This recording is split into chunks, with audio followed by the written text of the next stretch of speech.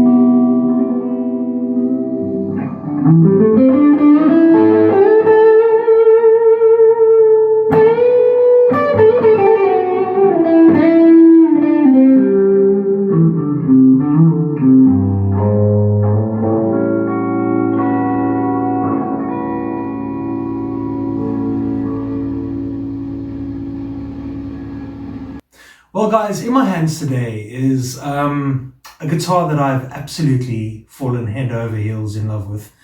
And this is a keeper. And for me, that's a big thing because I'm not a big Les Paul guy, to be honest with you. I love Gibson guitars. I've got so many Gibson guitars that I love each and every single one of them for different reasons. But believe it or not, the one I struggled with most for all these years was the Les Paul.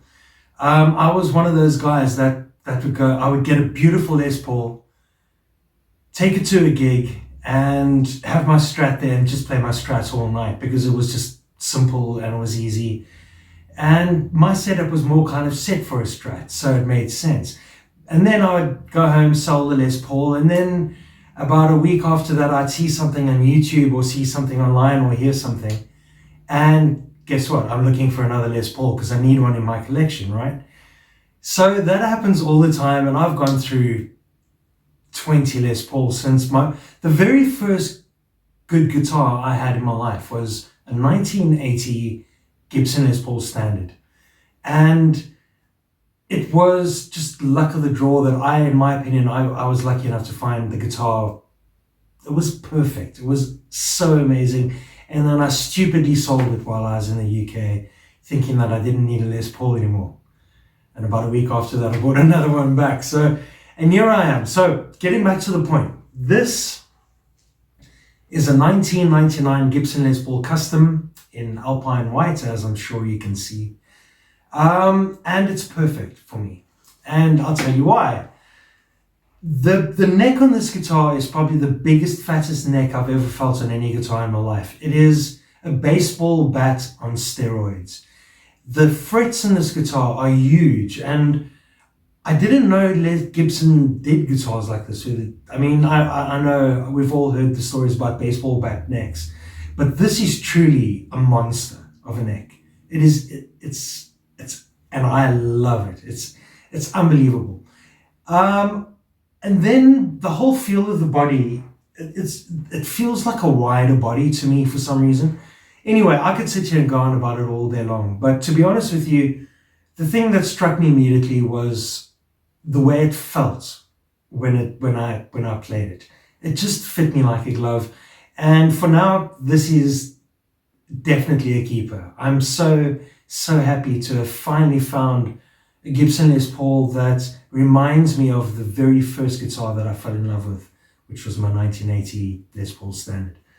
And other than that, the fact it's not pre-1970 is quite a thing for me because I quite like my vintage guitars. After all, this is a vintage guitar channel. But you know what? When you find a good one, you found a good one, right? And there's something I've always believed, and I've seen this online as well, is in the 90s, they made Gibson Les Pauls the way Gibson Les Pauls kind of should have been made. And I've heard rumors that they had access to better woods, or the build quality at the time was just better. But I have to say, almost every 90s Les Paul I've played has been a beautiful, beautiful instrument. Not any of them was the one for me, but I finally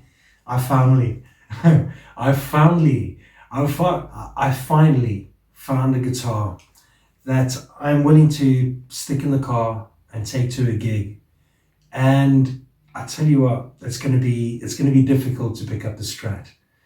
I've fallen in love, and I'm so happy I have. Have a wonderful day, guys. See you next time. Plug yourself into the machine. Become one. Become Apple's new icon. Ditto straight to the screen.